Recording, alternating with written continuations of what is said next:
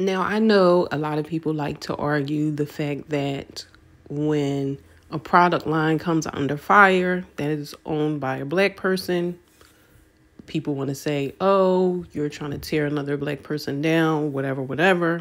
But in all actuality, this is a common thing that happens with hair care products. Olaplex being one of them. First and foremost, I want to start with, if you had an issue with your hair using Olaplex, I think you should find out what's going on with them, because they do actually have some type of lawsuit going right now. So look into that if you've had an issue.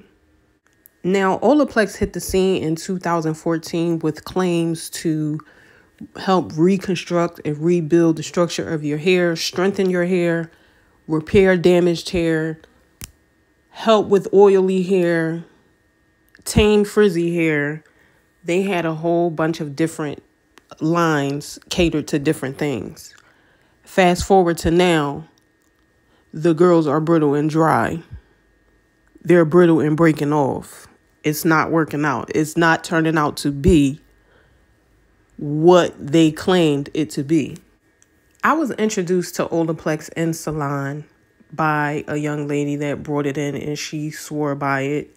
And when I saw the products being used, I just didn't see, like, seeing the before and after, like, I just didn't see the benefits. So after seeing it being used a few times and also seeing the price point of the products, it just didn't cross me as something that I wanted to try to use on my clients.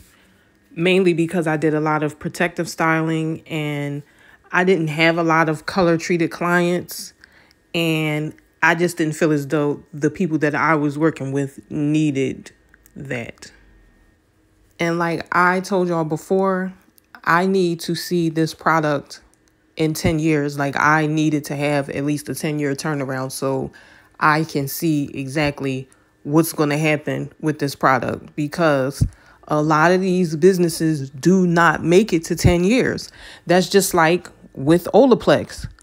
They hit 2014. Fast forward to it's 2024. They're having problems in all types of lawsuits.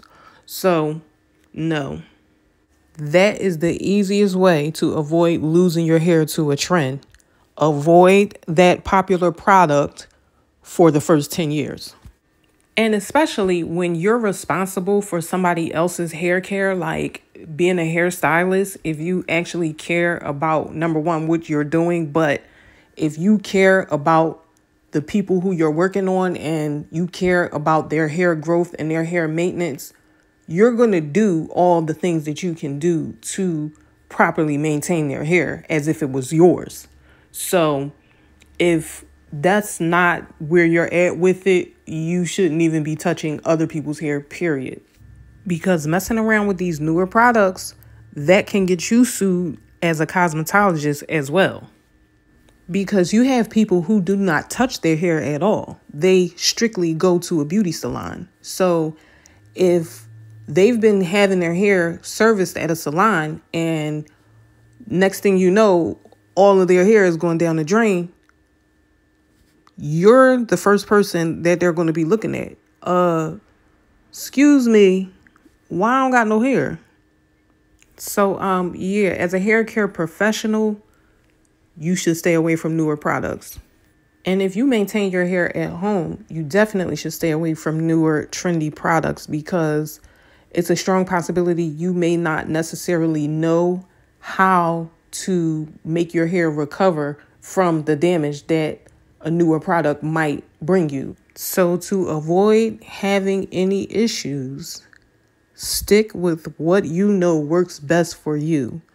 Just because you see something new doesn't mean you have to try it. And don't get me wrong, I've been a product junkie mainly because I was in the cosmetology field. But had I not been a hairdresser, I would have never tried so many products, because I would try things on myself before I put it on a client's head. So I would have never sampled so many products in my life had I not been in this field. So anytime you pick up and try a new product, you are rolling the dice and gambling with your hair. So you have to decide if you're willing to lose your hair to this new product, because it's a strong possibility that that may happen. And another word of advice that I would definitely give is stop fronting on the old school products, because certain products that have been around for 50 and 100 years, they're still here for a reason. Stop thinking because things are expensive that means that it works, because that is not true at all. Olaplex and Mielle are at two different ends of the spectrum in regards to pricing, yet both users are having similar experiences. So don't confuse price point with quality. The only thing that I would experiment with is hair oils. The rest of the products are not up for debate. And the reason why I say hair oils is because a lot of times you're going to experience whatever you're going to get from it immediately, and you can rectify it immediately. We went from a world where there was only 2 to 3 product lines out there for us to there's a million of them. There's a million different product lines to try. There are companies that come out with different product lines for you to try. And it's super easy to fall into that. It's super easy to go into the store and buy a product strictly because you like the way it smells. But we have to get away from that and focus on what ingredients actually work for our hair and stick with those. But I'm going to keep telling y'all about these hair products. Y'all better leave them alone. Y'all going to look up. Y'all going to be coming up short. And I mean that literally and figuratively.